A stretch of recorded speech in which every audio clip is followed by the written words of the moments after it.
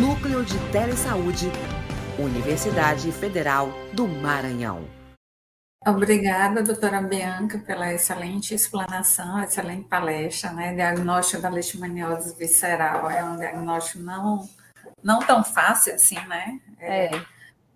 Considerando os diagnósticos diferenciais que nós temos no nosso território, o Maranhão ele é realmente um estado que possui uma endemicidade para outras doenças, como toxoplasmose, como malária, como no caso crianças, leucemia também, são diagnósticos importantes, né, epidemiologicamente falando, então é necessário que a gente tenhamos realmente atenção a todos os sintomas, né, clínicos, a história epidemiológica e também utilizar de forma coerente os diagnósticos que nós temos disponíveis hoje no SUS, né? Então, agradecer novamente a sua brilhante participação, lembrando que essa palestra ela vai ficar gravada, né? Então, ela vai poder ser acessada, divulgada, né, para demais profissionais. E agora a gente vai dar início às perguntas, né? Caso haja, que vocês possam estar colocando os questionamentos, né, as considerações no chat, para que eu possa estar fazendo a intermediação. Então, temos aqui a participação de algumas regionais importantes, né, da Juliana Nogueira de Imperatriz, né, que é uma região importante para a leishmaniose, sempre. Bom Jardim, Pedreiras também, ou seja, o Maranhão é um estado endêmico para as leishmanioses, seja ela leishmaniose visceral, ou seja ela leishmaniose tegumentar, né? Então é importante a gente estar sempre atento. Então temos uma pergunta aqui, da Maria Eduarda, pergunta como a leishmaniose visceral é diagnosticada em um paciente com sintomas suspeitos, né? Então, eu creio que ela esteja se referindo no termo prático. A doutora Bianca aqui, ela fez, né, explanação de vários diagnósticos laboratoriais, digamos assim. Eu creio que o primeiro diagnóstico aí é o epidemiológico, que nós já vimos o contexto do estado do Maranhão, a sintomatologia, e aí eu acho que a doutora Bianca pode explanar o que é que a gente tem, de repente, na rede, né, doutora Bianca, disponível. Então, mediante um quadro suspeito, né, como eu disse, quadro clínico, febre, hepatosplenomegalia, esse é mandatório. Mesmo que às vezes ainda o paciente não tenha desnutrição, perda de peso, mas é bem relevante a queda do estado geral. São pacientes que, na maioria das vezes, ele vai a um paciente que ele está internado no hospital, primeira coisa. Tem pacientes que a gente consegue manejar ambulatorialmente, mas além de eu não recomendar, não é o habitual. Então, a principal coisa, o paciente está com o estado geral alterado, é um paciente de hospital. Tem pancitopenia, você vai ver anemia com leucopenia e plaquetopenia. Às vezes a gente precisa, inclusive, transfundir o paciente, porque cai a níveis bem baixos. Mediante essa suspeita, avaliar a hepatosplenomegalia. A gente tem, eventualmente, agora estamos com um momento aí de falta temporária, mas a gente tem teste rápido na rede para calazar. Então, a gente faz o teste rápido. Veio negativo, é importante avaliar, pedir exame de HIV, porque existem diagnósticos diferenciais importantes para pacientes com HIV, como a histoplasmose disseminada. O quadro é bem parecido, quase igual, na verdade, e ocorre também pacientes com AIDS, parece muito com calazar. Então, pedir exame de HIV, e aí, vindo o teste rápido negativo, aí a gente pode fazer RIF, se tiver disponível, a gente tem na rede também o RIF, e a sorologia eu não recomendo muito. A nossa experiência com sorologia ela é ruim, como eu expliquei. Por quê? Porque a maioria dos laboratórios eles não fazem rotina própria, eles mandam para fora, eles encaminham. Então, são exames que demoram, dão muita reação cruzada e normalmente eles não condizem com a clínica. Então, o que a gente faz? Teste rápido, vindo negativo, RIF, Geralmente, um desses dois a gente consegue. Vindo negativo, dependendo da sua estrutura de hospital, pode fazer o mielograma. Aqui em Imperatriz a gente consegue fazer, São Luís também consegue fazer lá no Getúlio Vargas. Não sei nas outras cidades, mas assim, não é, como eu disse, depois que você aprende a técnica, não é um exame tão complicado de fazer. Mas principalmente o teste rápido e o RIF, eles vão ajudar bastante. E se, mesmo assim, vierem negativos e ele tiver um quadro clínico sugestivo, conforme os critérios lá de Teresina, que eu mostrei, às vezes a gente faz um tratamento empírico. Tá? A gente, inclusive, está com criança fazendo tratamento empírico aqui na UTI do Socorrinho, aqui em Imperatriz, porque a criança está muito grave. Ontem estava dialisando, gravíssima, sangrando, e todos os exames negativos, mas a gente está fazendo tratamento. Tá? Então, assim, isso pode ser feito mediante justificativa de critérios clínicos. Eu não sei se eu fui clara na resposta, mas geralmente a ordem é essa. Não costuma dar errado. Foi sim, foi claro sim, doutora Bianca, obrigada. Então, a doutora Bianca que fez uma posição do que nós temos, né, de mais acessível. Nós temos os métodos serológicos, né, e os imunocromatográficos rápidos, que é o teste rápido, que é o que a gente tem de mais fácil, né, mas trata-se de uma doença causada por um parasita. Então, a gente tem o diagnóstico parasitológico, que é a pergunta do Luiz Felipe, ou do José de Ribamar. Quais são os testes laboratoriais que são utilizados para confirmar a presença do parasita, que na verdade seria o padrão ouro, né, para uma doença causada por um parasita. Então, como que é feito, doutora Bianca? Eu sei que a senhora já falou aí que é o mielograma, mas seria exatamente de onde, né? Como Tá, que seria? então a gente usa uma agulha, que é a agulha de mielograma, é uma agulha específica. A gente faz a punção ou do externo ou da crista ilíaca do paciente, são os principais. O mielograma pode ser feito em outros tipos de ossos, mas esses são os mais fáceis e os mais comuns. A gente não recomenda fazer a punção do externo em crianças muito pequenas, porque pode, como a criança, a formação óssea ainda não está bem consolidada, você pode transfixar o externo. Então, nas crianças menores, o principal sítio é a crista ilíaca. É bem simples de fazer, inclusive no Getúlio Vargas, o Dr. Jackson tem um ambulatório, faz isso ambulatorialmente. Tá? Eu aprendi a fazer lá em São Luís com ele. A gente foi lá um tempo atrás e eu aprendi a fazer com ele, é bem simples de fazer. Então, ou no externo ou na crista ilíaca, mas crianças pequenas, de preferência na crista ilíaca. A gente faz uma anestesia local. Em pacientes, dependendo do tamanho, da idade, não colaborativos, pode ser necessário, às vezes, fazer uma sedação leve, levar para centro cirúrgico, dependendo da estrutura do local, mas na grande maioria das vezes não é necessário, até porque geralmente são pacientes que estão internados e estão em UTI, então na própria UTI a gente faz. Às vezes a gente só seda, dá algum analgésico para o paciente e a gente consegue fazer o exame. Aí a gente aspira aquele sangue, coloca na lâmina, é feita uma coloração, tá, na lâmina e leva para o laboratório para fazer a leitura.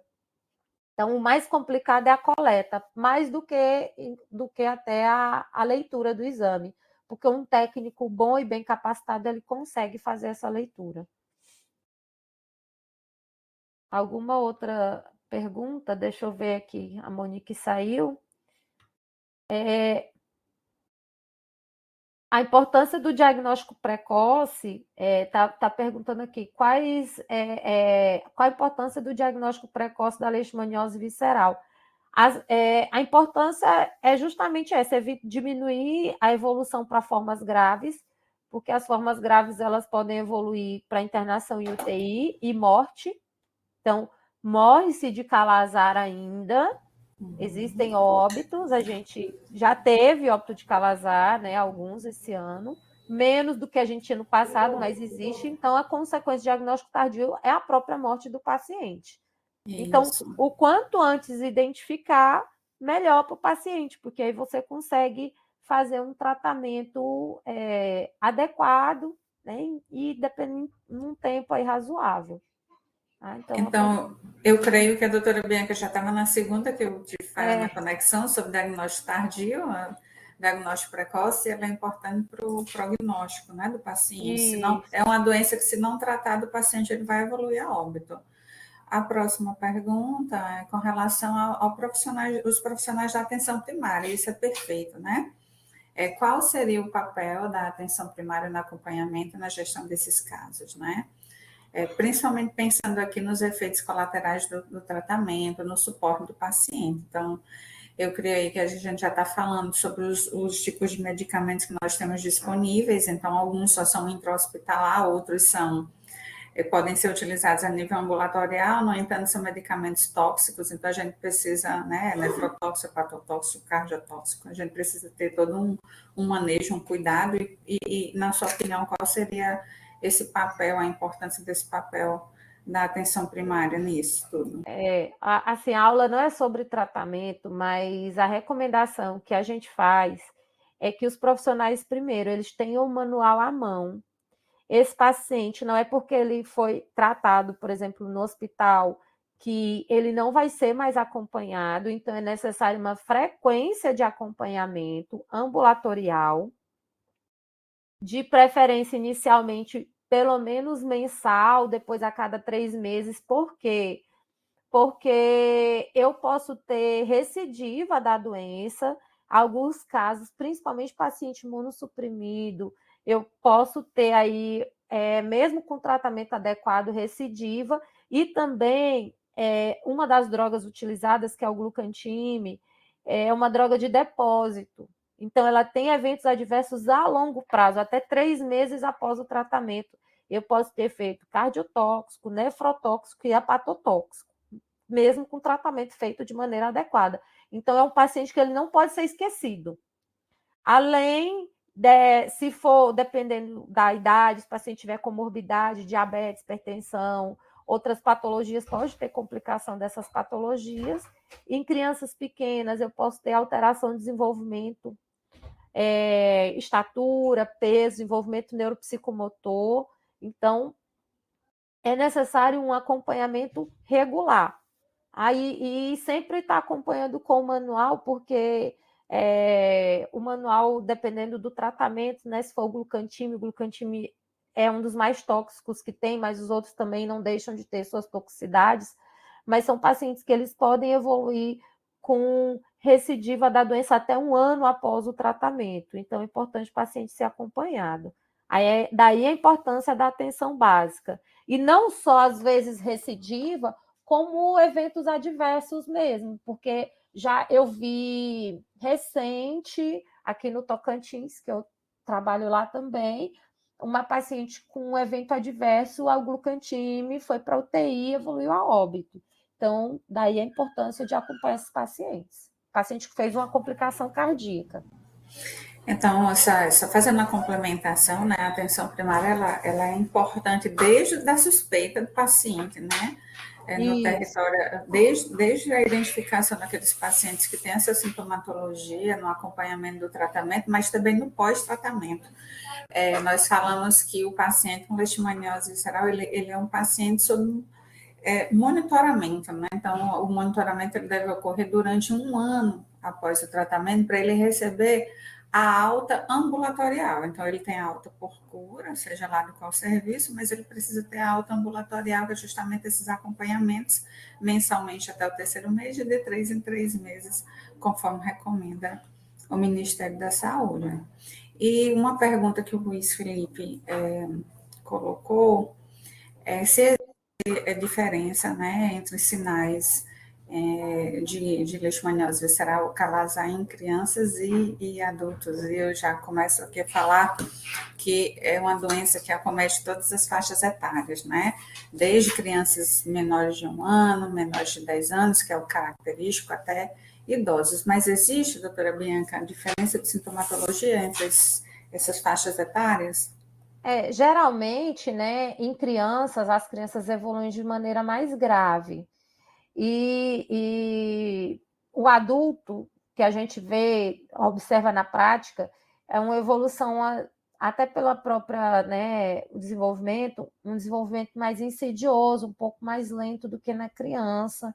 Então, o estado geral do adulto, ele costuma demorar um pouco mais para ficar comprometido do que na criança. A criança, principalmente crianças de área indígena, elas tendem a evoluir até por questões nutricionais. Então, não depende só da idade, depende do que eu coloquei daqueles fatores lá, do local que o paciente é, do estado nutricional, estado social. Então, pacientes mais desnutridos, de áreas indígenas, eles tendem a evoluir mais rapidamente para quadros mais graves. E crianças, a evolução é mais rápida do que no adulto. Mas, então, faz quadros clínicos mais pronunciados. Doutora Bianca, é interessante que a leishmaniose ela é uma doença que imunodeprime o paciente. Então, se o paciente ele já tem alguma imunossupressão, né? Enfim, isso tende a causar um quadro mais agravado, né? Então, no estado do Maranhão, a gente tem uma incidência muito alta de leishmaniose em pacientes menores de 10 anos de idade, que é o característico, né? Nós falamos que o calazar do Maranhão é um calazar nordestino, então é um calazar típico de crianças, mas fica o alerta aí que pode ocorrer em qualquer faixa etária, né? E o Lúcio Rogério, ele destaca a pergunta se a leishmaniose visceral, ela ocorre, eu creio que em animais também, no caso cão, e se ele pode ter a doença mesmo sem sintomas. E é bem interessante que aí a gente já pode falar um pouco sobre o que é infecção e o que é doença propriamente dita, né, doutora Bianca? Isso. Então, assim, o cão, ele pode ter, sim, tá? Ele pode ser infectado. Inclusive, ele é um reservatório importante e o Estado tem progredido aí com ações importantes na questão do inquérito e do encoleramento canino, que melhorou bastante há uns anos atrás, quando eu comecei a trabalhar no Estado, a gente tinha mais casos do que o que a gente vê hoje, né? E você pode ter, sim, animais infectados e ainda não doentes. Porque a infecção, ela precede a doença, ela vem antes. Então, a pessoa se infecta, passa um tempo, e aí, em determinadas condições, ela evolui para a forma de doença. Então, é importante, porque às vezes, inclusive, a gente vê o pessoal com cachorro com diagnóstico de calazar, e devido ao apego sentimental, o pessoal não quer sacrificar, né, os animais, ou às vezes mesmo tratar, e tem uma rejeição com relação ao diagnóstico. É importante ressaltar isso, que no animal ele pode estar infectado sim, e ele não evoluir, e não ter sinais clínicos de doença, ou ter sinais subclínicos, principalmente às vezes animal que é criado na rua, que não tem dono, que fica em quintal, porque os pets menorzinhos, que o pessoal dá mais atenção, geralmente qualquer alteração o pessoal vê. Então, esses animais maiores, às vezes é um pouco mais tardio o diagnóstico. Obrigada, doutora Bianca. A Andréia destaca que a região dela tem muitos casos, que Santa Quitéria do Maranhão, na verdade, o estado do Maranhão é um estado endêmico para a leishmaniose visceral todo, então, assim, existe uma estratificação de área de risco que nós utilizamos, média de casos dos últimos 3 anos, né? E cerca de mais de 80% do território nos últimos 3 anos notificam casos para leishmaniose, então a gente tem realmente áreas, é um estado de grande importância. É claro que a gente tem alguns municípios em destaque, né, que são com transmissão muito intensa, mas, em suma, a possibilidade de ocorrência de leishmaniose em todo e qualquer município do estado do Maranhão. E já tem outra pergunta da Eliane perguntando onde nós encontramos o teste rápido, se a SES tem como disponibilizar, isso eu posso responder. O teste rápido é um insumo estratégico para diagnóstico da leishmaniose visceral. O estado do Maranhão recebe esse insumo estratégico a partir da entrega pelo Ministério da Saúde. Às vezes existe uma falha ou outra, né? Como nós estávamos nesse período de reposição de compra pelo Ministério da Saúde, aguardando chegar no estado para que a SES possa fazer distribuição a todos aqueles municípios. pensando agora na estratégia de utilização deles na atenção primária, né? Pensando aí já no diagnóstico precoce, que é importante, sendo o mais precocemente possível, melhor ainda para o paciente. O Rafael Nunes pergunta como os profissionais da atenção primária poderiam colaborar, por exemplo, na educação comunitária. E aí é importante, né? Quais são as medidas de redução de exposição de flebotomínios e práticas de controle vetorial? A senhora se sente à vontade para falar um pouco sobre esse aspecto? Você sabe mais do que eu.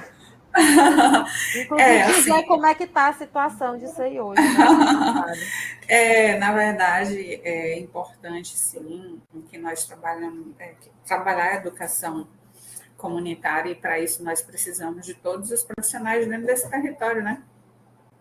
Realmente bem orientados com relação à transmissão da doença, que é uma doença zoonótica. Sim, existe um animal, um reservatório aí urbano importante, mas no caso de algumas comunidades, pensando em argumentar alguns reservatórios silvestres, então às vezes a gente não consegue nem elucidar, falar para a família como que essa transmissão ela ocorre, e que ela ocorre a partir de um vetor, né? Qual é esse vetor, que é um inseto, não é um mosquito, quais são os hábitos. No caso do flebotomínio aí, a gente tem que ter cuidado com relação à questão do lixo orgânico, né? Então, quais são as medidas de prevenção? São aquelas medidas de controle do próprio vetor. Por exemplo, em casas onde nós temos um quintal muito arborizado, é importante fazer orientação com relação à poda dessas árvores, né, para ter luminosidade, porque é importante para o controle do vetor. Fazer remoção, por exemplo, das folhas, né, que estão caídas no chão. É importante a gente revolver a terra, né, para trazer esses ovos, por exemplo, que tem esse ciclo, e a gente não tem controle, como é no caso do Aedes, né, que a gente consegue controlar a larva, e aqui, no caso de flebotomina, a gente não vê muito isso. Lixo orgânico, né, enfim, são todos esses cuidados de práticas de controle ambiental que são necessários, tanto a gente saber como proceder e orientar junto a essas famílias. O que é importante ressaltar com relação à educação comunitária é que nós precisamos realmente envolver a comunidade, todos os espaços que forem possíveis, né? Falar um pouco sobre essas formas de prevenção, não só nas visitas, mas naquelas atividades que podem ser programadas. Por exemplo, nós, enquanto SES, fazemos palestras em escolas, né? É importante. Em todos os espaços que são necessários dentro daquelas comunidades, principalmente aquelas comunidades que têm uma incidência maior da doença, tá bom?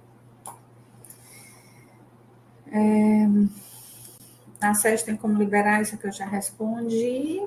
Eu creio que tem mais. A Camila, qual a coloração usada na lâmina? O giensa. Tem gente que fala giensa, mesma coisa. Isso, estamos com dificuldade aí já para mim, com relação aos testes rápidos, mas nós já estamos recebendo e vamos regularizar esse fornecimento, tá, para os municípios. Luiz Felipe pergunta o que é essa Sofia, posso usar? É porque a gente está na plataforma no RNP, que é essa plataforma que é do Telesaúde, né, e do Mais Médicos que a gente usa. Acho que é isso, né, que ele está perguntando. Sim. Justamente, é isso mesmo. Pronto. E temos ainda onde podemos ter acesso a esse protocolo. Protocolo do questão do Piauí, será que ela está falando? O protocolo ele tem no site do Ministério da Saúde. E geralmente os coordenadores de vigilância dos municípios também eles têm acesso a esses protocolos. Mas aí depois a Monique pode estar disponibilizando, né, Monique? Sim, sim. O Carlos Yuri pergunta com relação ao critério de escolha de tratamento, quando da escolha de meltefosina, anfotericina belipossonal, que apesar de não ser o tema, né, tratamento, nosso tema era bem diagnóstico. Nós temos aqui dois medicamentos, né, que podem ser utilizados, um sendo aquele utilizado na rede para tratamento da leishmaniose tegumentar e outro que pode ser tanto para tegumentar quanto para visceral. A doutora Bianca quer falar alguma coisa? É porque assim, a gente teve que delimitar bem o tema da aula por causa do tempo, né, que a gente tinha disponível. Acho que vai ter na programação aula de tratamento, mas assim, uma das coisas, e até deixar claro para todos que estão assistindo, leishmaniose visceral é diferente de leishmaniose tegumentar. Tegumentar tem outros algoritmos diagnósticos, tá? Tem outra rotina, e depois daí você pode ver o pessoal para agendar outras aulas, e também tem outro manejo de tratamento. Duas drogas são usadas, são em comum, que é o glucantime e a anfotericina B, lipossomal. Né? Mas as outras drogas, miltefosina, pentamidina, pentoxifilina, essas drogas são usadas para leishmaniose tegumentar, elas não são usadas para leishmaniose visceral. Tem alguns locais na Índia, fora do Brasil, que o pessoal usa aí, mas assim, aqui no Brasil o protocolo é esse. Então a gente usa glucantime para pacientes. Aí tem lá na ficha, quando a gente solicita o tratamento, tem os critérios. Tá? Pacientes que atendem a critérios de anfotericina lipossomal, a gente usa lipossomal, os que não atendem, a gente usa o glucantime.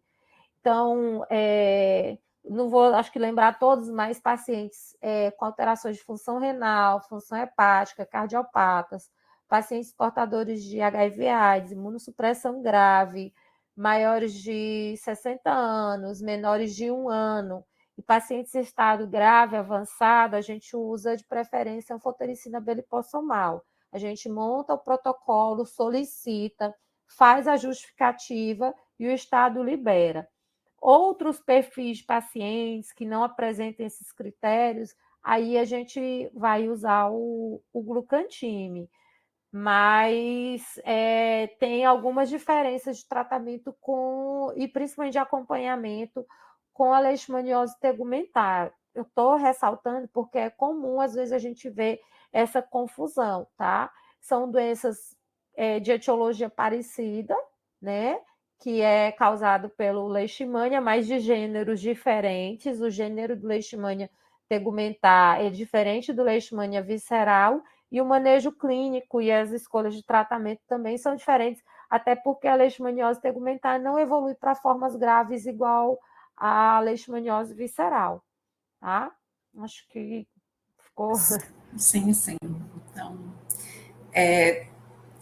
tem uma pergunta acerca de produtos repelentes para o animal, contra o inseto, se existe.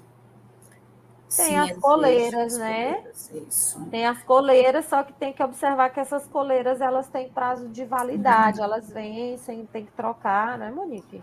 São coleiras impregnadas de deltametrina, que é um inseticida que é eficaz, né, contra o mosquito, contra a filobotomia.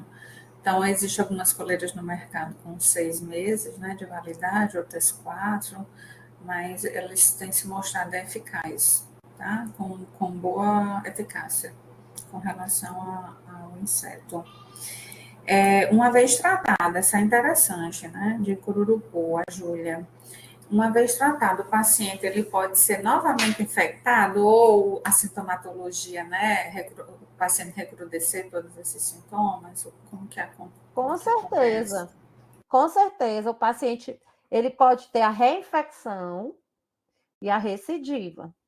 A gente considera a recidiva quando o caso ele ocorre até 1 ano após o tratamento né, o primeiro diagnóstico. E aí, após 1 ano, a gente pode considerar reinfecção. Eu tenho um paciente, a Monique conhece ele, na última vez que ela veio aqui, ele já teve calazar 4 vezes. É um caso raro, é exceção, tá? Não é a regra. E tem que ficar muito claro que esses casos não são a regra. Ocorre principalmente com pacientes com imunossupressão de base, alguma doença de imunossupressão. Pacientes HIV, que eles têm um protocolo específico, tá? Então, o paciente HIV tem um protocolo de acompanhamento específico, e pacientes com imunossupressão de base, eles vão evoluir, eles podem ter aí várias e várias vezes o mesmo quadro de Kala-Azar, tá? Então, é possível. Não é o comum, não é habitual, mas não é impossível, não. É possível, tá? Pacientes, por exemplo, com co-infecção, leishmaniose visceral, HIV, são pacientes que têm uma probabilidade muito grande, né, de ter recidiva, né? E é importante a gente destacar que para esses pacientes é preciso fazer profilaxia secundária, né? Que a gente só pensa no tratamento, mas existe a profilaxia secundária. Sim.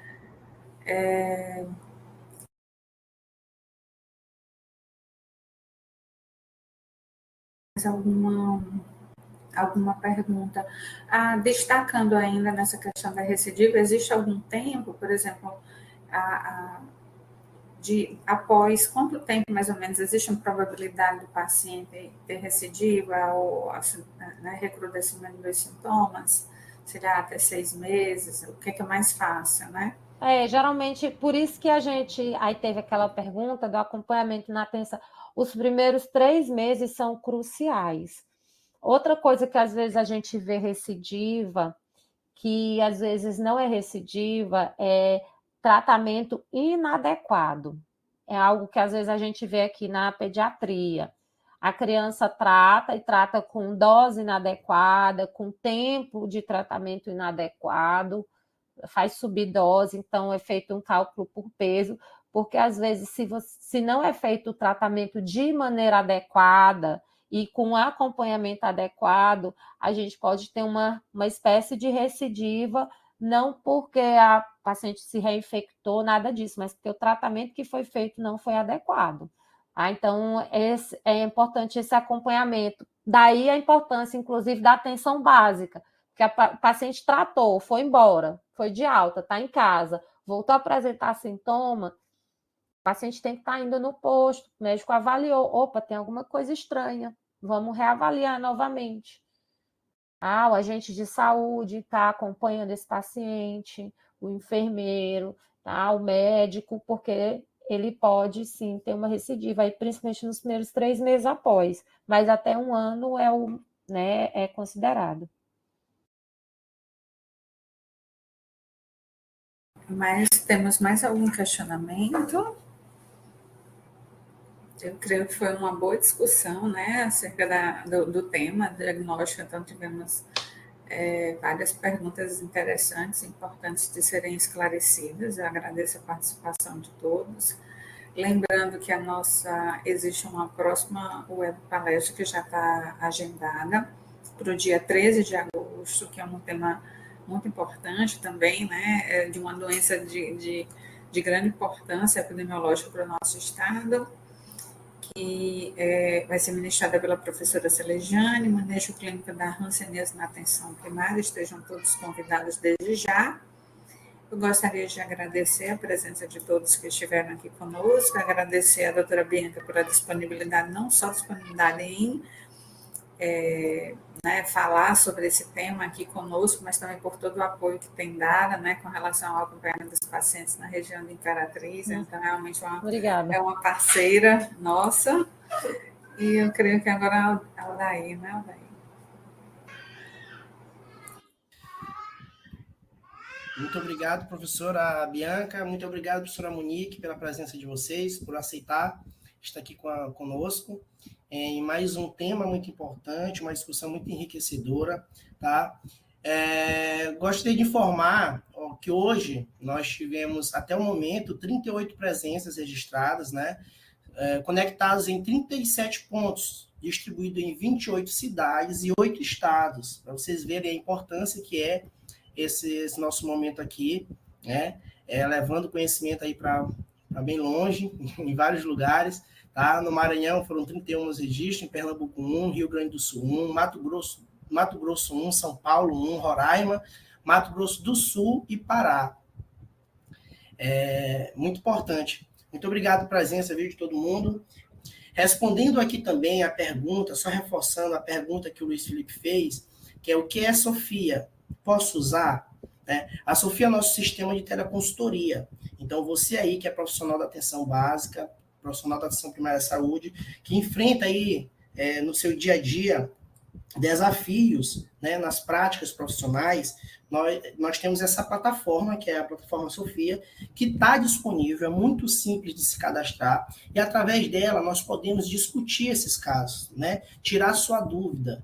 Então, em poucos cliques, você aí mesmo do consultório, aí mesmo na unidade básica de saúde, você pode colocar lá sua dúvida, inclusive dúvidas a respeito dessa discussão que nós tivemos aqui hoje. Tá? Vocês podem colocar lá no nosso sistema Sofia, que nossa equipe completamente especializada vai responder você em até 72 horas, tá bom?